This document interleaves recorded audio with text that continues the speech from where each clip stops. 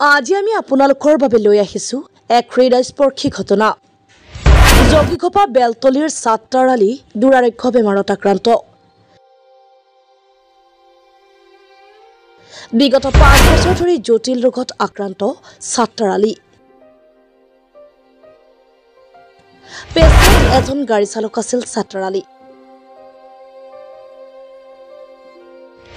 গাড়ী চলাই কোনোমতে পোহপাল দিছিল নিজৰ পৰিয়াল।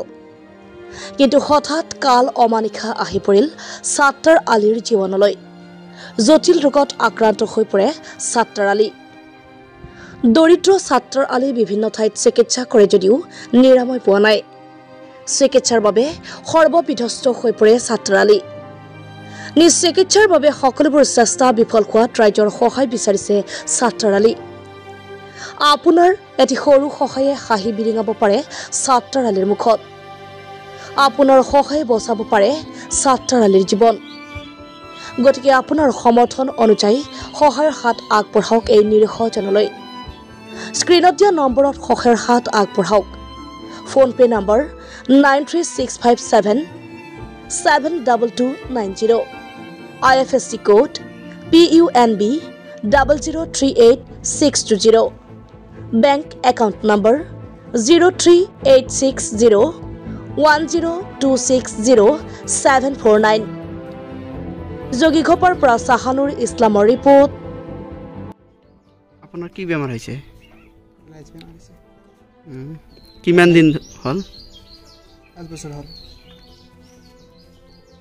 আপুনি বেমাৰত ভুগি আছে, এতিয়া ৰাইজক কি ক'ব বিচাৰে? মই ৰাইজক কৈ আছোঁ সহযোগিতা কৰাৰ কাৰণে। চিকিৎসা পাতি কৰিছে নে নাই? হৈছে মই। ক'ত ক'ত কৰিলে?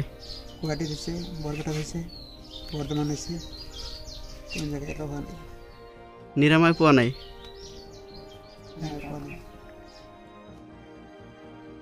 আমার বেটা আজ 5 বছর ধরে বেমার হয়ে গেছে। বহুত চিকিৎসা করলে বাপ তো বুড়ো হয়ে গেছে গা।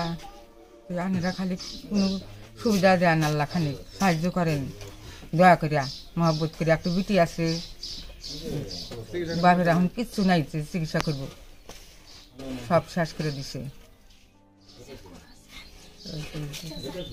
সুবিধা করে আনারা যদি আল্লাহ উপকার করেন তাও আল্লাহর আমার আল্লাহ খুব হলেনি।